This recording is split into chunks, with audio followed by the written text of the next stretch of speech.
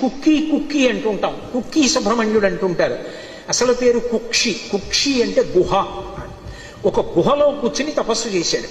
తపస్సు చేస్తే పరమశివుడు ప్రత్యక్షమయ్యాడు. కలియుగంలో నా కుమారుడు సుబ్రహ్మణ్యుడు అవతారం చేసి ఇక్కడికి వస్తాడు, దర్పణ తీర్థంలో స్నానానికి వస్తాడు. అప్పుడు నిన్ను అనుగ్రహిస్తాడు, నువ్వు ఇక్కడే ఉండమని లింగ రూపంలో పిలిచాడు. వాసుకి అక్కడే చుట్టలు చుట్టుకుని ఉంటారు. అక్కడికి తర్వాతి కాలంలో సుబ్రహ్మణ్యుడు వచ్చి సుబ్రహ్మణ్య కళ్యాణం కూడా అక్కడ జరిగింది అని చెప్తారు. చర్మరోగాలు ఉన్న వాళ్ళందరూ ఆ క్షేత్రానికి వెళ్ళి దర్శనం చేసుకుని దర్పణ తీర్థంలో స్నానం చేసి కొన్ని ప్రత్యేకమైన కార్యక్రమాలు అక్కడ చేస్తూ ఉంటారు. సరే, అందుచేత ఇప్పటికీ ఆ కుక్షి క్షేత్రం అంతరాలయంలోకి వెళ్ళడానికి కుదరదు.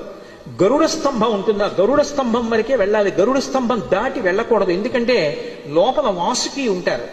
ఆ వాసుకి యొక్క పడగలలోంచి విషపు గాలులు వస్తాయి. ఆ విషపు గాలి తగిలితే తేజోక్షయం అయిపోతుంది, ప్రాణములు కడంటిపోతాయి. అందుకని ఎవరిని అంతరాలయంలోకి వెళ్ళనివ్వరు. ఆ గరుడ స్తంభం వరకు నిలబడితే ఆ గరుడ స్తంభం ఈ విషపు గాలిని విరిచేస్తుంది. దాని వెనక నుంచి దర్శనం చెయ్యాలి.